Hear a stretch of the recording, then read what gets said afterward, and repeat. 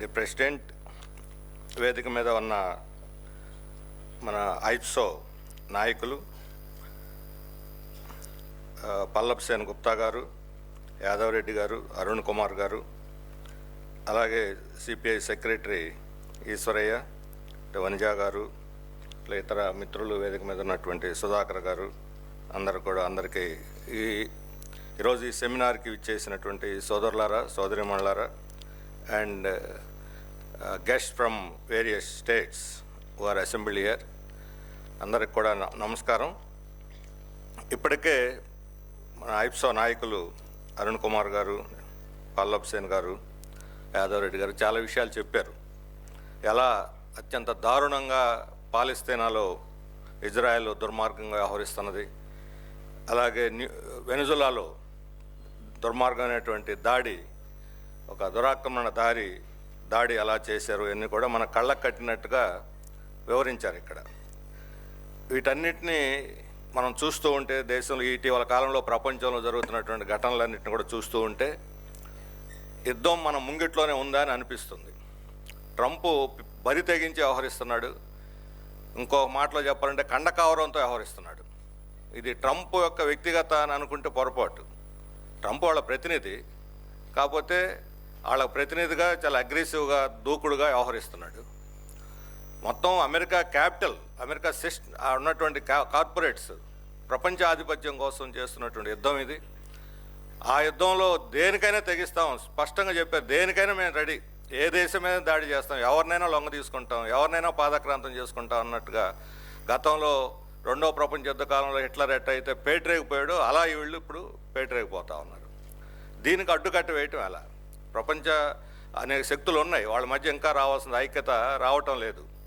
China ఉంది, India, Russia, Brazil, దక్షిణాఫ్రికా, ఇలాంటి దేశాలు, బ్రిక్స్ దేశాలు, అన్ని దేశాలని కూడగట్టి వాళ్ళని నిలబెట్టగలిగితే ఖచ్చితంగా దీనికి అడ్డుకట్ట వేయొచ్చు. కానీ వీళ్ళందరి మధ్య దీన్ని ఎదుర్కొనే విషయంలో ఐక్యత లేదు. ముఖ్యంగా మన ఇండియా 5 దేశాల్లో ఒక దేశంగా ఉండి దీన్ని నిర్వహించాల్సినటువంటి పాత్ర మనం నిర్వహించకపోవటం వల్ల ఈరోజు ట్రంప్కి ఎక్కడ లేని ఊపు వస్తూ ఉంది. ట్రంప్, మోడీ ఒకే మంచం ఒకే కంచం అన్నట్టుగా రాసుకొని పూసుకొని తిరిగారు. ఎన్నికల్లో ప్రచారం చేశారు, అది ఎక్కడా లేదు. గతంలో ఏ దేశ అధ్యక్షుడు, ప్రధాని అట్లా చేయలేదు ఏదో ఒక దేశానికి. అన్నిటికీ ఈరోజు ఆయన అడ్డం పెట్టుకుని దేశాన్ని లొంగ తీసుకుని ప్రయత్నిస్తున్నాడు. కొంతమంది అనుకోవచ్చు పాలస్తీనా చిన్న దేశం, లేదా ఇరాను, లేదా క్యూబా, ఇవన్నీ ఏముంది, ఎక్కడో ఉన్నాయి. మంది పెద్ద దేశం, సూపర్ పవర్, విశ్వగురు, మనల్ని ఏం చేస్తాడని చెప్పిన విర్రవీగుడు కొందరు ఉండొచ్చు. ఇప్పటికే మన మీద దాడి మొదలైంది, భారతదేశం మీద. అది మన కంటికి కనిపించడం లేదు. మనకు మోడీ ప్రభుత్వం చెబుతున్నది స్ట్రాటజిక్ అటానమీ అని. స్ట్రాటజిక్ అటానమీ కాదు, స్ట్రాటజిక్ సరెండర్. ఇది వ్యూహాత్మక లొంగుబాటు ఆల్రెడీ ప్రదర్శిస్తుంది మన ప్రభుత్వం.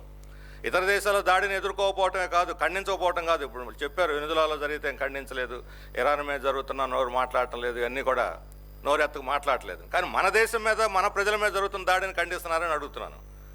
6 నెలలుగా మన దేశం ఉత్పత్తుల మీద ట్రంప్ టారిఫ్లు పెంచి, మీరు రష్యా దగ్గర ఆయిల్ కొనటానికిలా, ఇరాన్ దగ్గర కొనటానికిలా, ఆయుధాలు మా దగ్గర కొనాలి, మాతోనే వ్యాపారం చేయాలి, మేము చెప్పినట్టు దిగుమతి చేసుకోవాలని చెప్పి ఆంక్షలు విధించి బహిరంగ సవాల్ చేస్తుంటే ఏమీ మాట్లాడకుండా అన్నిటిని రహస్యంగా తెరవనుకుపోయి చర్చలు చేసుకుంటూ ఇప్పటికే పత్తి దిగుమతి చేసుకుంటున్నారు పన్నులు లేకుండా. రేపు మొక్కజొన్న, సోయా, వీటన్నిటిని దిగుమతి చేసుకోవడానికి మన దేశం మీద వ్యవసాయ ఉత్పత్తుల్ని, పాడి పరిశ్రమ ఉత్పత్తుల్ని అన్నిటిని కూడా ఒక రకంగా డంప్ చేయడానికి ఈరోజు ఒప్పందాలు చేసుకుంటున్నారు. కేవలం ఈ దేశంలో ఉన్న కార్పొరేట్ ప్రయోజనాల కోసం మన దేశ ప్రజల్ని బలిపెట్టడానికి ఈరోజు మోడీ ప్రభుత్వం ట్రంప్కి, అమెరికా కార్పొరేట్లకు లొంగిపోతున్నది. ఇది ఈరోజు అనుభవిస్తున్నాం మనం. మన విద్యార్థులు, మన ఉద్యోగులు అమెరికాలో అవమానాలకు గురవుతున్నారు, ఉద్యోగాలు కోల్పోతున్నారు. వేల మంది అక్కడి నుంచి వెనక్కి వచ్చేస్తున్నారు. ఇక్కడి నుంచి పోవాలనుకునే వాళ్ళకి వీసాలు లేవు, వీసాలకు కోరిన వాళ్ళని అవమానపరుస్తున్నారు. ఇంత జరుగుతున్నా ఎవరు ఏం మాట్లాడట్లేదు. మోడీ మాట్లాడట్లా, ఇక్కడ ఉన్న చంద్రబాబు నాయుడు మాట్లాడటం లేదు. మరి ఎందుకు భయపడుతున్నారు? ట్రంప్ను చూసి ఎందుకు భయపడుతున్నారు? అమెరికాను చూసి ఎందుకు భయపడుతున్నారు? ఎందుకు ఈ లొంగుబాటుతనం అని చెప్పి మనం ప్రశ్నించాలి. మనం ప్రశ్నించి ప్రభుత్వం ఎదుర్కొని నిలబడుతుందా, లేదా లొంగిపోయి, లేదా పక్కకు తప్పుకుంటుందా, లేకపోతే ప్రజలే దీనికి కావాల్సినటువంటి మన చేతులకు అందుకొని ఈ సామ్రాజ్యవాద వ్యతిరేక పోరాటాన్ని నడపాల్సినటువంటి అవసరం ఉంది. ఈ క్రమంలో మన ప్రభుత్వం ఈ రకంగా లొంగిపోతున్నప్పుడు మిగతా ప్రజలు, శక్తులు అందరూ కూడా ఇక్కడ సిపిఐ, సిపిఎం ప్రధాన బాధ్యత, లేకపోతే వామపక్షాలు, కాంగ్రెస్ ఉంది, వైఎస్ఆర్ ఉంది, వీళ్ళు ఇక్కడ కూర్చున్న పార్టీలది మాత్రమే బాధ్యత కాదు, మొత్తం 50 మంది ప్రజల యొక్క ఉమ్మడి బాధ్యత.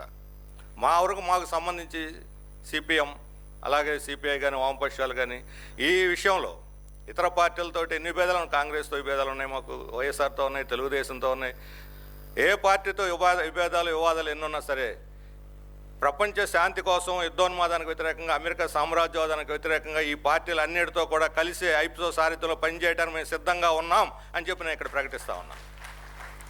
ఆ రకంగా మన అభిప్రాయ భేదాలు కూడా పక్కన పెట్టి దీన్ని ఒక విశాల ఉద్యమంగా తీసుకుపోయి మోడీ ప్రభుత్వం మెడలు వంచితే తప్ప ఎదుర్కొంటావా లేకపోతే పక్కకు తప్పుకుంటావా అని నిలదీసి ప్రజలు ప్రశ్నించేటువంటి స్థితికి మనం తీసుకురావాలి. అందువల్ల ఈరోజు జరుగుతున్న ఐప్సో సభలు దేశ ప్రజలకు ఆ రకమైనటువంటి ఒక సందేశం ఇచ్చి కూడగట్టేదానికి ఒక క్యాంపెయిన్ కూడా వాళ్ళు పిలిపించి అందరిని కలుపుకొని ఒక విశాల ఉద్యమాన్ని నిర్మిస్తారని చెప్పి నేను ఆశిస్తూ ఉన్నాను.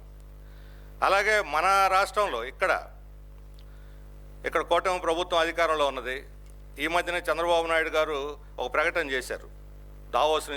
దావోస్లో జరిగినటువంటి ఎకనామిక్ ఫోరం, వరల్డ్ ఎకనామిక్ ఫోరంలో ఒక ఒప్పందం, ఇజ్రాయెల్ ఇండస్ట్రియల్ కాంప్లెక్స్ ఇక్కడ పెడతాం మన రాష్ట్రంలో అని చెప్పి వాళ్ళతో ఒప్పందం చేసుకుని వచ్చారు. ఇంతకన్నా దుర్మార్గమైనటువంటి ఒప్పందం ఇంకోటి లేదు. ఇజ్రాయెల్తో ఒప్పందం చేసుకొని ఏం సాధిస్తాం ఇక్కడ మనం? ఇజ్రాయెల్ ఏం పెట్టబోతుంది? మారణహోమం చేసి ఆయుధాలు ఉత్పత్తి పెడతారా? లేకపోతే ఈ 5 కోట్ల మంది తెలుగు ప్రజల మీద, ఆంధ్రప్రదేశ్ ప్రజల మీద నిఘా పెట్టడానికి సర్వేలెన్స్ టెక్నాలజీ పెడతారా? వాళ్ళ దగ్గర ఉన్న సర్వేలెన్స్ టెక్నాలజీ, ఆయుధ టెక్నాలజీ, మారణ హోమాలు చేసేటువంటి 2వ ప్రపంచ యుద్ధంలో యూదుల్ని నరకటానికి ఆ రోజు కొత్త రకమైన మిషన్లు కనిపెట్టారు వాళ్ళు చంపడానికి, వాళ్ళకి ఇది లేక. ఇప్పుడు అలా గ్యాస్ ఛాంబర్లు ఇటువంటివన్నీ ప్రవేశపెట్టారు. అటువంటి ఏమైనా తయారు చేస్తారా? అంతకన్నా ఏముంది వాళ్ళ దగ్గర టెక్నాలజీ? ఒకప్పుడు చంద్రబాబు నాయుడు గారు మొదటిసారి ముఖ్యమంత్రి అయినప్పుడు ఆయన అనుభవాన్ని కూడా ఏమీ పరిశీలించుకుంటున్నట్టు లేదు. ఆ రోజు కుప్పం ప్రాజెక్ట్ అని చెప్పి ఇజ్రాయెల్ టెక్నాలజీ చెప్పి పెద్ద అడావుట్ చేసేసారు. ఏమైందా కుప్పం ప్రాజెక్టు? ఎక్కడుందా పొలాలు? ఈరోజు బీడుబారిపోయి ఉన్నాయి. అంటే అది ఎడారిలో ఉందా ఇజ్రాయెల్? మన దేశాన్ని కూడా ఎడారి చేయడానికి వస్తున్నారు. ఇది ఎడారా? సస్యశాలమైన భూములు ఉన్నాయి, ఇక్కడ పంటలు పండుతాయి. ఈ దేశంలో ఇజ్రాయెల్ టెక్నాలజీ పనికి వస్తుందని మన సైంటిస్టులు ఉన్నారు. స్వామినాథన్ లాంటి వాళ్ళు ఎంతో ప్రసిద్ధి చెందిన సైంటిస్టులు ఉన్నారు, మనకి ఇంజనీర్లు ఉన్నారు, మనకు మేధావులు ఉన్నారు, మన వ్యవసాయ శాస్త్రవేత్తలు ఉన్నారు. వీళ్ళందరినీ ఉపయోగించుకుంటే ఈ దేశాన్ని బంగారు నేలగా మార్చవచ్చు. అటువంటి తీసుకుపోయి ఇజ్రాయెల్ చేతిలో పెడతానంటానికి సిగ్గు లేదని చెప్పి అడుగుతా ఉన్నాను నేను. దీన్ని ప్రజలు తిరస్కరించాలి. ఈరోజు ఇజ్రాయెల్ టెక్నాలజీ తెచ్చి మన రాష్ట్రంలో పెడతానంటే ఒప్పుకోమని చెప్పని తిరస్కరించాలని చెప్పని కోరుతా ఉన్నాను. అందువల్ల ఇక్కడ ఎవరైతే ప్రపంచంలో మారణహోమం సృష్టిస్తున్నారో అలాంటి శక్తులకు ఈ దేశం స్థానం లేదు. మన దేశం, అరుణ్ చెప్పాడు, ఇది చాలా శాంతి కాముక దేశం మంది. బుద్ధుడు ప్రపంచానికి శాంతి సందేశాన్ని అందించిన బుద్ధుడు పుట్టిన నేల ఇది. అశోక్ చక్రవర్తి అంత పెద్ద యుద్ధం చేసి చివరికి శాంతి కోసం బౌద్ధాన్ని స్వీకరించి హింసకు స్వస్తి చెప్పినటువంటి నేల ఇది. ఆ రోజు నుంచి ఈ రోజు దాకా మనకు అటువంటి సత్సంప్రదాయాలు ఉన్నాయి. అలీనోద్యమంలో కీలకమైనటువంటి పాత్ర ఆ రోజు ఇందిరాగాంధీ కావచ్చు, అంతకుముందు నెహ్రూ కావచ్చు, ఈ ఇతర విభేదాలు ఎన్నున్నా సరే అంతర్జాతీయ విషయాల్లో గట్టిగా నిలబడి చైనా మీద జపాన్ దాడి చేసినప్పుడు ఇక్కడి నుంచి డాక్టర్ల బృందాన్ని పంపించాడు నెహ్రూ. అలాంటి సంఘీభావం మనం అంతర్జాతీయంగా పాలిస్తానాకి ఢిల్లీలో ఆఫీస్ పెట్టి ఆ దేశంగా గుర్తించినటువంటిది మన దేశం. ఇక్కడ ఇజ్రాయెల్ రాయబార కార్యాలయం ఉండకూడదని చెప్పి తిరస్కరించిన దేశం మంది. ఈరోజు పాలిస్తాన్ పక్కన పెట్టి ఇజ్రాయెల్కి ఇక్కడ మనం వాళ్ళకి రాయబార కార్యాలయం పెడుతున్నాం. ఇదేనా మన దేశ సాంప్రదాయాలు? ఇదేనా సనాతన ధర్మం మాట్లాడేవాళ్ళు? దీనన్నీ ఇది కాదా సనాతన ధర్మం అని చెప్పి అడుగుతా ఉన్నాను. దీనికి మన దేశానికి సామ్రాజ్యవాద దాడులకు వ్యతిరేకంగా పోరాడిన చరిత్ర, అలెగ్జాండర్ మొదలుకొని బ్రిటిష్ వాళ్ళ దాకా వీళ్ళందరినీ తిప్పికొట్టినటువంటి చరిత్ర మన దేశానికి ఉంది. ఒకసారి ఓడిపోవచ్చు, గెలవచ్చు, కానీ అలుపు సొలుపు లేకుండా పోరాటం చేసినటువంటి చరిత్ర మనకుంది. అందుకని ఈరోజు జరుగుతున్నటువంటి దుర్మార్గమైన దాడుల్ని మానవత్వ కోణం నుంచే కాదు, మన దేశ భద్రత, మన దేశ సార్వభౌమత్వం, మన దేశం యొక్క ఆత్మగౌరవం ఆ రీత్యా కూడా ఈరోజు అమెరికా ఈ దాడులు దుర్మార్గాలకు వ్యతిరేకంగా పోరాడేదానికి మన ప్రజలు సంసిద్ధం కావాలి.